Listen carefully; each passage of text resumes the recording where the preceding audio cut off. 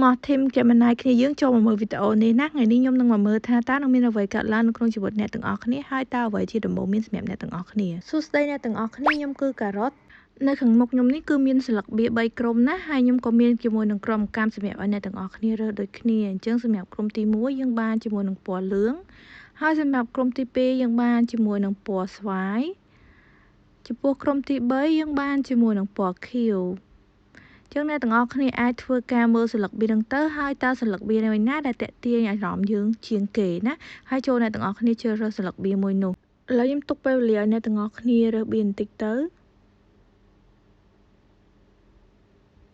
យើងមកចាប់ដើមជាមួយនឹងស្លឹកបៀទី1ដែលមានក្រងកាំពណ៌លឿង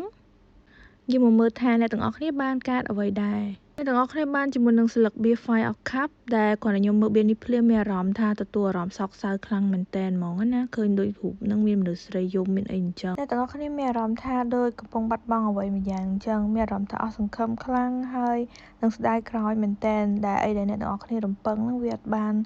ដូចដែលអ្នកទាំងអស់គ្នារំពឹងទុកណាអញ្ចឹងហើយចក្រវាលចង់ឲ្យអ្នកទាំងអស់គ្នាដឹងថាកុំផ្ដោតទៅលើអ្វីដែលបាត់បង់ច្រើនពេកគួរតែផ្ដោតអារម្មណ៍នៅលើអ្វីដែលនៅសេសសល់ណាឲ្យក៏ដោយក៏នៅតែមានសង្ឃឹមសម្រាប់អ្នកទាំងអស់គ្នាអញ្ចឹងហើយកុំដាក់ស្ពាយលើផ្លូវអារម្មណ៍ខ្លួនឯងខ្លាំងពេកអីដែលបានបាត់បង់ហើយឲ្យវាបាត់បង់ចុះផ្ដោតអារម្មណ៍ទៅលើអីដែលនៅសេសសល់ធ្វើវាឲ្យបានល្អជាងមុនទុកឱកាសឲ្យខ្លួនឯងយករឿងដែលកើតឡើងហ្នឹងទុកជាបទពិសោធន៍អ្វីដែលធ្វើឲ្យអ្នកទាំងអស់គ្នាខកចិត្តហ្នឹងវាគ្រាន់តែជាផ្នែកទូយាយហើយអីដែលត្រឡប់មកវិញនៅថ្ងៃក្រោយហ្នឹងវាអាចនឹងភ្លឺចែងចាំងជាងអីដែលអ្នកទាំងអស់គ្នាបាត់បង់ទៅហ្នឹងឥឡូវយើងចូលមកដល់ក្រុមទី2ម្ដងសម្រាប់អ្នកដែលរើសកម្មពណ៌ស្វាយនេះយើងមកមើលថាតើអ្នកទាំងអស់គ្នាបានជាមួយនឹងស្លឹកបៀអីដែរអ្នកទាំងអស់គ្នាបានជាមួយនឹង Nine of Cups ដែលស្លឹកបៀនេះគឺជាស្លឹកបៀបច្រាស់សម្រាប់ស្លឹកបៀនេះបើសិនជាអត់បច្រាស់គឺល្អមែនតើណាសម្រាប់ស្លឹកបៀនេះដែរបង្ហាញឲ្យឃើញថាអ្នកទាំងអស់គ្នាកំពុងតែមានអារម្មណ៍មួយ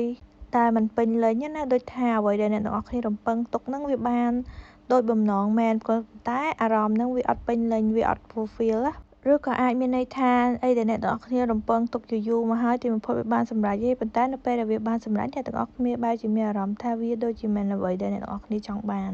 អញ្ចឹងហើយចក្រវាលចង់ឲ្យអ្នកទាំងអស់គ្នាសួរខ្លួនឯងម្ដងទៀតថាអីទាំងអស់ហ្នឹងគឺជាអ្វីដែលអ្នកទាំងអស់គ្នាចង់បានមែនឬក៏អត់គិតឡើងវិញតើអ្នកទាំងអស់គ្នាគិតពីសម្បកក្រៅជាងឬក៏គិតពីផ្លូវអារម្មណ៍ខ្លួនឯងអញ្ចឹងអ្នកទាំងអស់គ្នាយកពីហ្នឹងយកមកគិតឡើងវិញណាចូលមកដល់ស្លឹកបៀទី3ដែលអ្នកទាំងអស់គ្នារើសជាមួយនឹងក្រុមកម្មពណ៌ខៀវនេះហើយយើងមកមើលថាអ្នកទាំងអស់គ្នានឹងបានស្លឹកបៀអីគេដែរអញ្ចឹងស្លឹកបៀដែលអ្នកទាំងអស់គ្នាបានហ្នឹងគឺ Six of Swords ណា